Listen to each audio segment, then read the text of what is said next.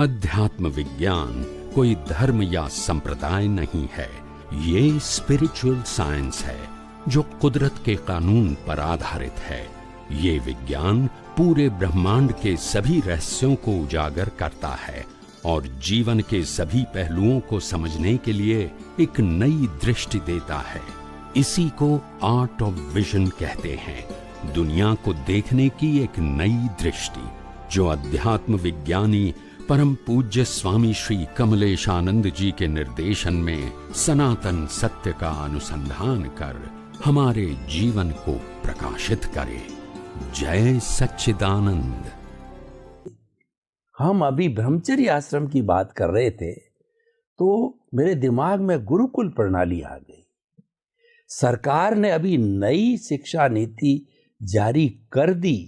शिक्षा में भावनात्मक विकास नहीं है। व्यक्ति विद्वान तो बन गया, पीएचडी डिग्री लेकर के बहुत बड़े डिग्रीधारी पैदा हो गए, पीजी वाले, लेकिन वो अहंकारी बन गए। वो मात्र विद्वान है, उनको पंडित बनाइए। पंडित होता है तीसरा नेत्र वाला होता है, प्रज्ञा चक्षु होता है, स्थित प्रज्ञ होता है, और वो प्रज्ञा के जगत पर जीने वाला होता है। वहां बुराई नहीं है। तो वैसा बनाने के लिए गुरुकुल प्रणाली का समावेश किया कि गुरुकुल प्रणाली में केवल ज्ञान नहीं लिया जाता है, गुरु से संस्कार लिया जाता है।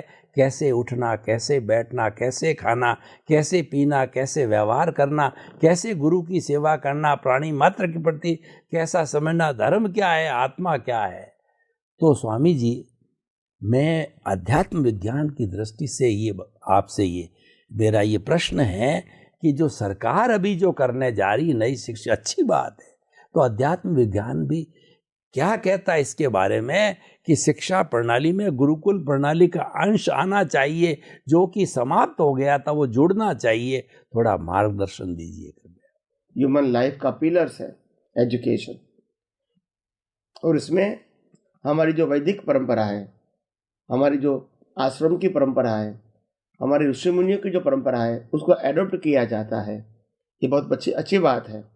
जितना जितना ये इसमें आएगा, लोग स्वीकार करेंगे, लोग इसके थ्रू एजुकेट हो गए, तो मैं समझता हूँ एक इंसान के लिए, एक समाज के लिए, एक राष्ट्र के लिए और एक विश्व के लिए ये बहुत बड़ी उपलब्धि होगी।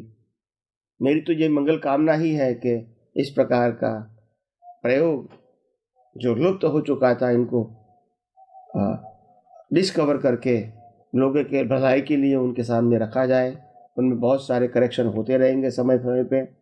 बस मैं तो ये कहता हूँ कि ये प्रयोग में हम सब सफल होवे और हमारा सबका भी इसमें सहयोग होवे, ताकि हमारा सबका जीवन बहुत ऊंचाई पर जाए और हम सब एक नए समाज को देखें, जो समाज एक उन्नत समाज हो, सुसंस्कृत समाज हो, सुधार्मिक समाज हो, और 5 प्रकार के विषयों की माइल्डता वाला जीवन हो, परिग्रह कम रखने वाला जीवन हो, मगर आत्मा को सेंटर में रख के विचार करने वाला जीवन हो। यही सब पाए, यही मेरी भी शुभकामना है। आइए हम सब यही विज्ञान के माध्यम से और आगे सोचने की, समझने की, अनुभव करने की कोशिश करके हम खुद का ही जीवन धर्ममय और मंगलमय बनाएं। यही मेरी आप सबको शुभकामनाएं। स्वामी जी, आपका बहुत बहुत धन्यवाद। वर्तमान में जो गुरुकुल प्रणाली का समावेश शिक्षा में किया जा रहा है, बहुत उचित भी है, क्योंकि विद्वान बहुत बन गए, लेकिन अनुभवी, आत्मा के स्तर पर जीने वाले, लोक कल्याण की भावना, अहंकार शून्य व्यक्ति न होकर के अहंकारवादी बन गए। उस अहंकार, उस ईगो को समाप्त, जो मुख्य कारण है, ईगो को समाप्त करने के लिए ऐसा किया जा रहा है। बहुत सुंदर है। और आपका अध्यात्म विज्ञान भी यही कहता है कि जो अज्ञान है उसको मिटाना है। अध्यात्म विज्ञान का एक ही मुख्य ध्येय है कि आपकी जो अज्ञान दृष्टि है उसको बदल करके विज्ञान दृष्टि पे लगाइए। यानी आपको जो रॉन्ग बिलीफ को हटा करके राइट बिलीफ पे लाइए। ये अध्यात्म विज्ञान, उसमें 2 बड़े बड़े सूत्र जो आप काम में लेते हो कि मन वचन काय से मुक्त ऐसा में शुद्ध आत्माओं, बहुत सुंदर ये फाउंडेशन है। और दूसरा आप ये कहते हैं वही मन वचन काया जिससे मुक्त होने की बात कर रहे हैं, वह जो है वह सारी कुदरती रचना है, उसका ऑपरेटर, डिस्ट्रॉयर और क्रिएटर सारा जब कुदरत है तो आप क्यों चिंता कर रहे हो? उसने सब चिंता ले ली है, वो हमारे गार्जियन बन गई है, तो आप निश्चिंत रहो। आप तो मात्र उसको देखते रहो, उसके अनुसार चलते रहो और उसको देखना, निहारना और मात्र ज्ञाता दृष्टा रहना है, वही मुक्ति की ओर है। तो स्वामी जी ये सूत्र आपके बहुत ही सुंदर और एप्लीकेबल होने वाले हैं। तो हमको लगता है कि अध्यात्म विज्ञान जो है इसका बहुत फाउंडेशन बहुत मजबूत है। तो ये कोई तरह से भूकंप, किसी तरह का विरोध को झेलता हुआ ये आगे से आगे बढ़ता ही जाएगा। सबका मंगल कैसे हो सकता है? ऐसे कौन से विचार है जिससे हम 84 लाख जीवा योनियों का मंगल, उनके प्रति सद्भावना और उनके प्रति जो है हम अच्छी भावना करके और एक शांतिपूर्ण से अस्तित्व जो है और लिव एंड लेट का फॉर्मूला से हम अच्छी तरह से जी सकते हैं। सर्व मंगल की भावना। सर्व मंगल हो, सर्व कल्याण हो, जगत कल्याण हो। ओम शांति।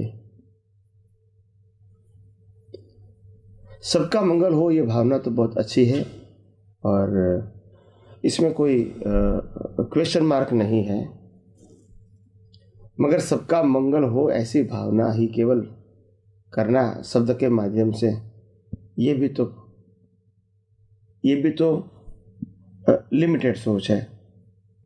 सबका मंगल होने का मतलब होता है हमारा भी कम से कम इस विश्व के अंदर न कुछ भौतिक चीजों के अंदर पाने की सब्जेक्ट होगा, देने का सब्जेक्ट होगा। क्योंकि अगर मंगल बनाना है, हमको ये भावना को आगे ले जाना है, तो दुनिया को कुछ देना पड़ेगा। लेने के लिए आए हैं वो सब्जेक्ट निकालना पड़ेगा। कंप्लेन एंड क्वेश्चन वहाँ होती है जब पाने की बात होती है। कंप्लेन एंड क्वेश्चन तो तब समाप्त हो जाता है हम कुछ देने के लिए आए। कुछ स्वीकार या न स्वीकार कोई बात नहीं, हमको एनकेस तो करना नहीं है, हमको शेयर करना है। अब देखो हमारे सामने नदी क्या करती है, आपको पानी देने के लिए आती है। बिना पानी आपका अस्तित्व नहीं है, फिर भी वो ऐसा नहीं कहती है कि मैं आपको जीवित रखता हूं, मगर आप मेरा उपभोग करो, अगर नहीं करोगे तो मैं समुद्र में चले जाऊंगे। तो ये अपने अस्तित्व को मिटा के आपको जीवित रखती है। हवा भी क्या करती है, प्राणवायु अपने अस्तित्व को मिटा को आपको शक्ति देती है। वनस्पति क्या करती है, जो फ्रूट आते हैं, फल आता है, सब्जी आता है, इसको हम उपभोग करते हैं और हमारा जीवन सर्वाइव रहता है। सूर्य क्या करता है, इतना तपता है, हमको प्रकाश देता है, अग्नि देता है, शक्ति देता है। चंद्र क्या करता है, ठंडा होता है, हमको शीतलता देता है। यानी हर कुदरत भी यही हमको सिखाती है कि आप भी इस आध्यात्म के मार्ग में, आध्यात्म विज्ञान को समझ के आप भी आपका जीवन धर्ममय मंगलमय बनाएं और हजारों लाखों लोगों की कल्याण की कामना करें। और वो कल्याण की कामना भी ऐसी होनी चाहिए जिसमें आपका समर्पण होना चाहिए। तो मैं नहीं समझता हूं कि कल्याण का मतलब होता है आपके निमित्त से ही लाखों लोगों का कल्याण हो जाए, मगर आपकी जो भावना है, आपका जो प्रयास है, छोटा सा प्रयास, इसको छोटा न मान के आपका प्रयास ही लाखों लोगों को प्रेरणा का कारण बने और यही जगत कल्याण का उत्तम निमित्त भी बन सकता है। तो आइए हम सब आध्यात्म विज्ञान को और आगे समझने की कोशिश करके हमारा जीवन और सबका जीवन मंगलमय बनाने की कोशिश करें और हम खुद ही आध्यात्म विज्ञानी बनके आध्यात्म विज्ञान को अनुभव करके लोगों को बांटने की हम प्रयास करें। यही मेरी शुभकामना है।